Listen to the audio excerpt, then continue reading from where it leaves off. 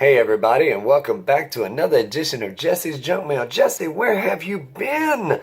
I'm so glad you asked. Turns out I almost lost my mind. I've been gone for probably 2 weeks, and during those 2 weeks, some amazing things have happened, and some pretty craptastic things have happened. Let's go ahead and let's get the negative out of the way.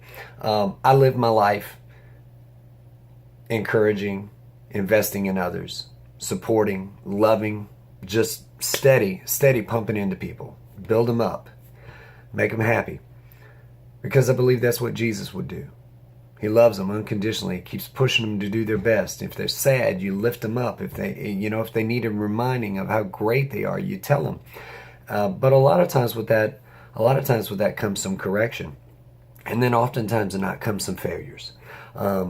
I know a man that says he doesn't believe in the word failure, but the fact is, whether you believe in it or not, doesn't mean that it doesn't exist. And it does happen.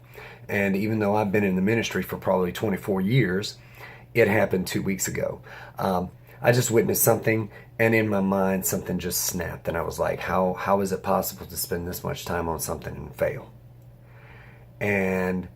And then it was a cascade of things, just a cascade of things coming down. It was you're being audited by the IRS.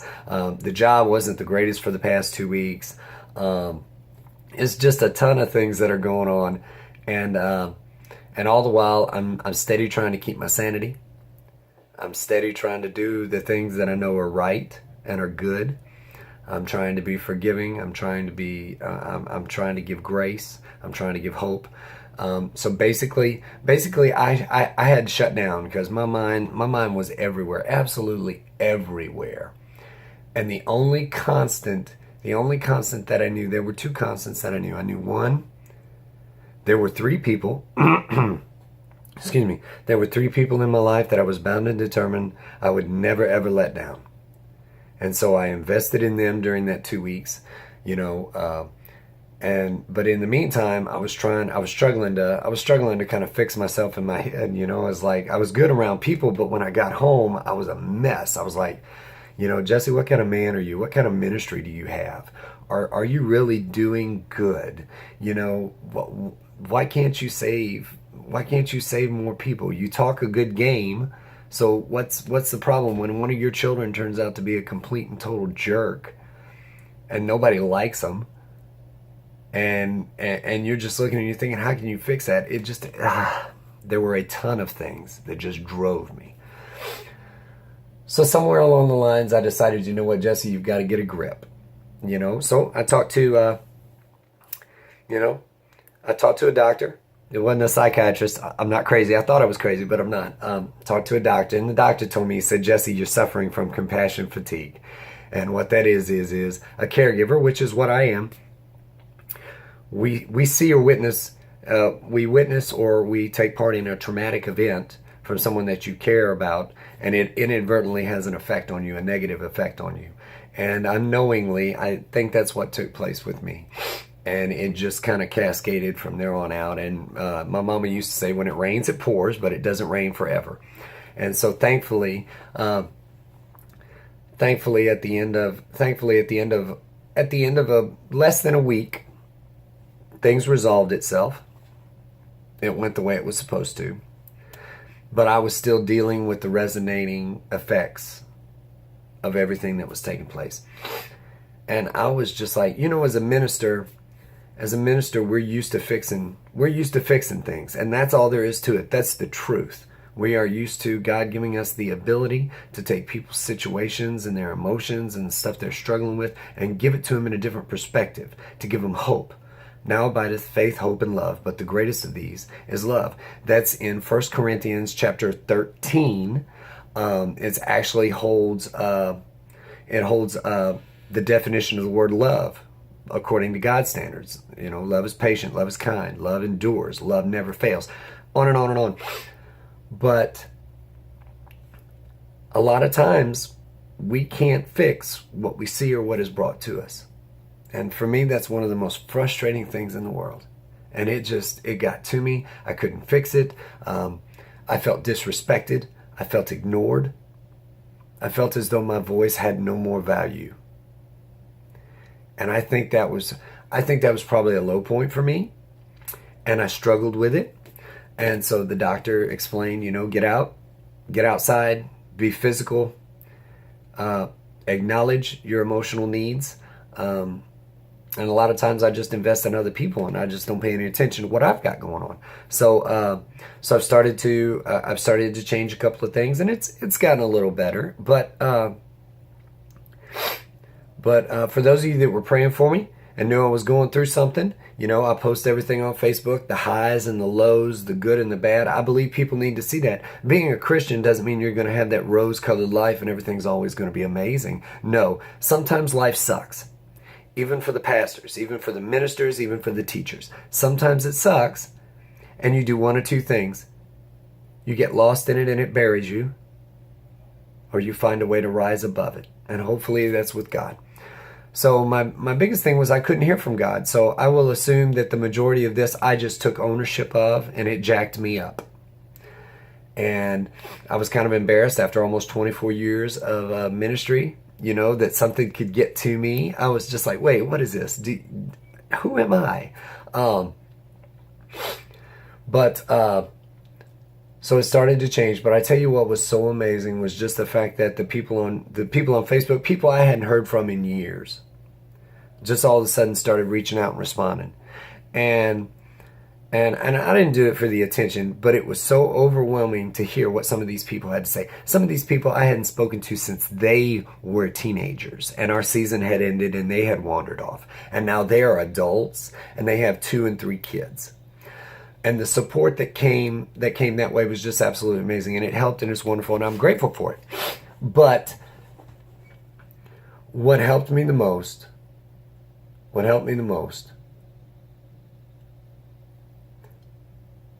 We're basically just a small group of people. They weren't interested in God. They weren't interested in what God had to say. What they were interested in was they knew that I was hurting. They knew that something was going on with me and I was not myself. Something had gotten to me, and it looked like for a minute I was going to be down. And all of a sudden, they just showed up and support and encouragement. And I even heard from parents that gave me words of encouragement.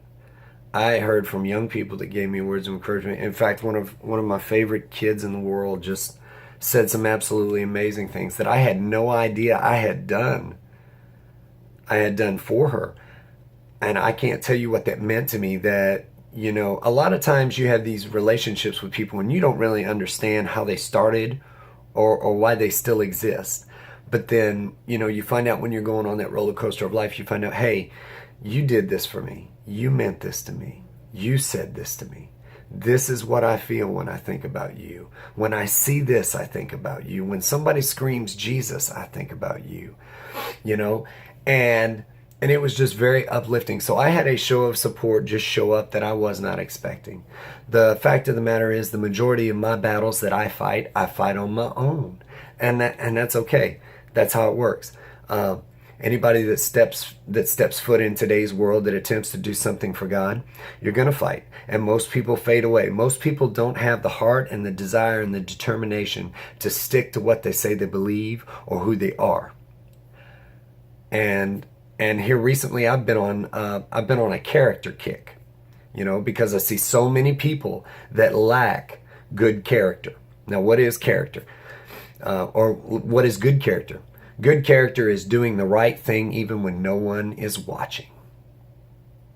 And I have found that in my life, all of a sudden, I had a ton of people doing the wrong things when they thought no one was watching. And the sad part is people were. I know that on the social media, people think they're being slick. I know people are screenshotting stuff left and right. And one day you always hear about it. Somebody's being exposed. And the sad fact is they're gonna be a couple of people that I know of that when they get exposed, it's gonna be a sad thing. It's gonna be a sad thing because they lack good character. What do you do when nobody's watching? How do you treat others? How do you treat others? Others that can't do anything for you. Others that generally have no value in your life. How do you treat them? Are you good? Are you kind? Are you loving? Or do you make fun of them? Do you dog them with your friends? Are you constantly filling your life with things to self-satisfy you? I place a lot in people's character because a lot of it is expected of me. I just can't go off the rails and start hanging out in bars and clubs and stuff like that. I just can't. Now, if I go into a bar, you better believe it's to bring somebody out, that bad boy. But I can't make those places, I can't make those places my hangouts and still tell everybody, you know, I love Jesus. Here, let me down a beer with you. I'm sorry, that's not the way it works. I love God, and so therefore I want to be better. I want good character. And I try and lead by example. And during those 2 weeks, I felt that my example had failed. I just assumed that because of me and something that I did, I was the reason. I was the reason for that, you know, for the reason things were happening the way they were. And it was self-doubt. And it was nothing but lies. It was me trying to save people that don't want to be saved. And those are the facts of the matter. It was me holding out hope for people that don't care about hope. And it affected me. It did, I'm not going to lie. It jacked me up. Because if you know me, I'm passionate. I'm passionate about everything. I'm passionate about gaming. I'm passionate about the Christian life. I'm passionate about my mistakes. And if I failed. So during the course of the 2 weeks, I was constantly asking people just to make sure that I hadn't faltered. Did I fail you? Did I not do enough? Did I not love you enough? Did I say something to cause you to trip and fall? And over and over again, all the responses came back, no, you never failed me. And then one that just meant so much was, I love you. And there were times, how do I say it? What was said? There were times when the things you would say would pull me out of the darkest places. And all of a sudden I begin to see, all right, this is just a couple of bad days, and I can beat a bad day. So I went to church. So we're sitting in church, and I hadn't been in church in a long time. And just because I'm always so busy, it's not an excuse. It is what it is. So I went to church, and I posted the story on Facebook. If you want to jump over there and read it on Facebook, and that had a lot to do with helping me get back on track. But more so than that, helping me get back on track was the love of my family. My family is very small. I'm not family oriented by any means. I don't place a particular value on family too much personally, just simply because of what I have seen dealing with young people and even with adults. Family, family can jack you up. But my small little family that I refer to from time to time has just been absolutely invaluable. Always constantly encouraging me and supporting me and lifting me and pushing me forward. So it's been good. So I'm learning to trust. I'm learning that I can't fix everything, even though I still want to. I'm learning that there are times when I still see things and I still get nervous and antsy about them. And hopefully that will go away with time. I'm slowly but surely returning to the Jesse I used to know. But I want to share everything with you guys. I really do. I want you to see that Christian lifestyle is ups and downs. And a lot of people say, well, it's not for me. It's a lot of drama. It is what it is. But you know what, guys? Regardless of anything I've been through or anything that I've shared with you, it's worth it in the end. It's worth it in the end. I just had somebody show up in my Facebook messages, said, Jesse, can I pray for you about something? Or can I pray for your kids about something? And we don't talk on a normal basis. But she just reached out and thought of me and the things that are important to me, which is my ministry. you know, and I'm slowly but surely putting myself back together. But I could not have done it without the love, encouragement, and support of my family.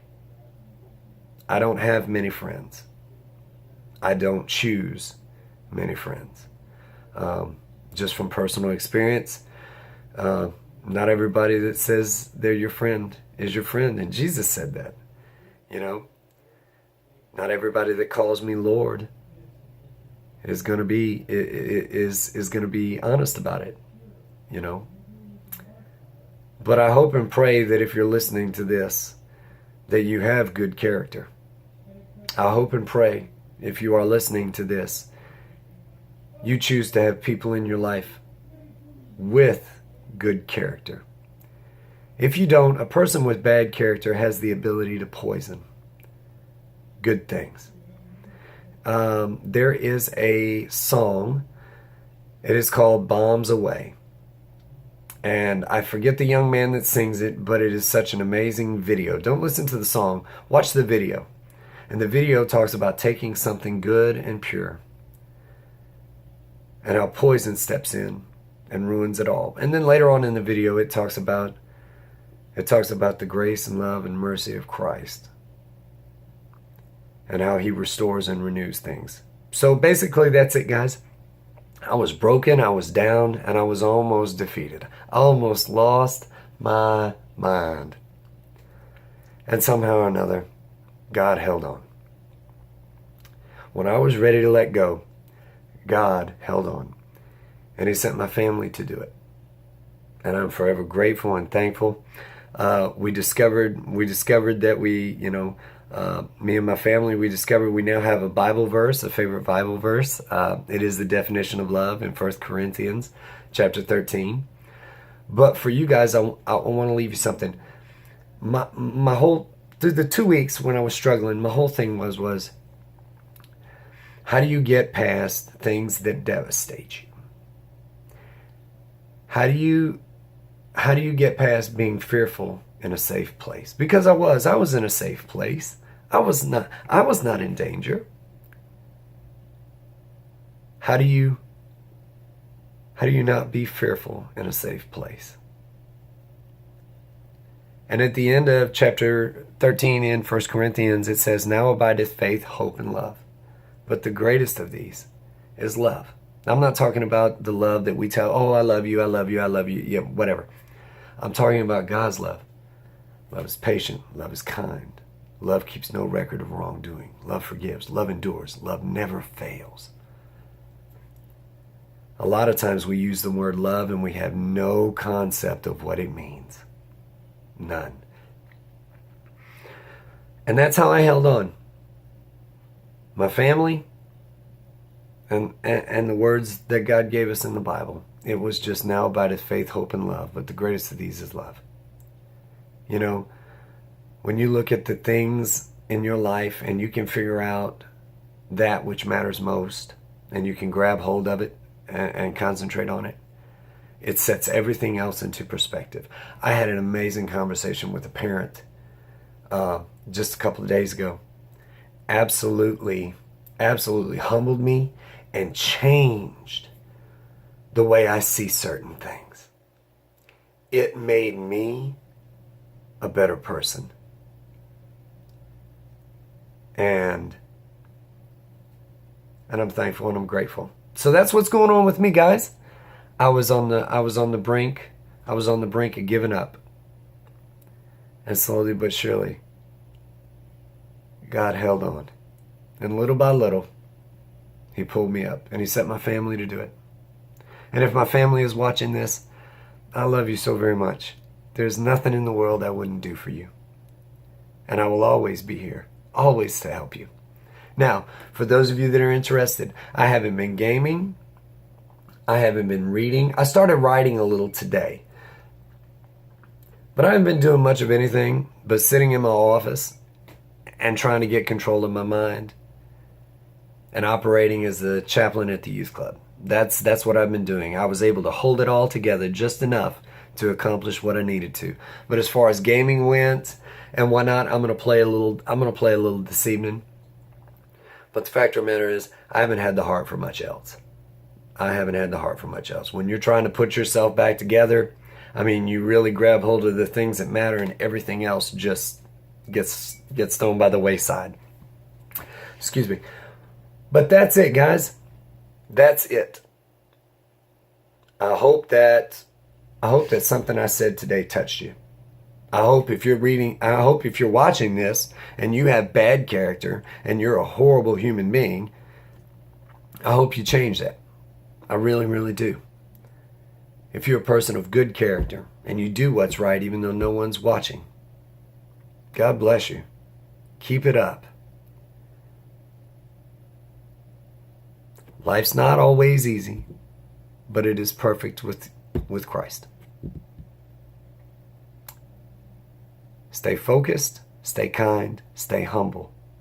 Do the right thing even when no one is watching. I used to tell somebody, in fact, we were talking about it the other day, if somebody asked to see my phone and I was hesitant, that would mean I'd have something to hide. Live your life like you have nothing to hide. Nothing. It's a good feeling. It's a good feeling. Good character. It's everything. Because if you don't have it, you'll never be great. You'll think you're great. But to everyone else that knows you, you will never be great. And that's about it, guys. I wanted to share that with you, let you know where I'm at. I'm slowly but surely putting myself back together. I had a great weekend with my family. I'm looking better. I'm looking better than I was. I'd lost some weight. You know, it was bad. So I'm going to get into the gaming. I'm actually going to start writing again. I'm pretty excited about that. I don't know if I'll share that writing with you guys or whether I'll post it on Instagram or Facebook and whatnot, just to share it. I can't imagine getting on video and reading something I wrote. That doesn't make any sense. You obviously tuned in because you want to know what's going on. But happy Labor Day, everybody. And if you need to talk, I'm here for you. I may not know you. If you've got something you want me to talk about, you let me know. But thank you guys for sticking with me. Thank you for not giving up on me. I appreciate it so much. And I started asking people in my life, how can I be better for you? I feel I have failed. How can I be better for you? I'd like to be better for you guys too. If there's a way, please let me know. I know my family looked at me and flat out said, you can't be any better than you already are. And in that moment, I felt loved. So very loved. And I pray you feel loved. If not, that's probably a sign that you have some things you need to work on. And if I can help you in any way, please let me know. But guys, that's about it for Jesse's Junk Mail. It was kind of deep. It was kind of emotional. But those were the 2 weeks in my life. I'm on the downhill stretch. It's all easy from here on out. Thank you guys for taking the walk with me. I love you. God loves you best. Be blessed.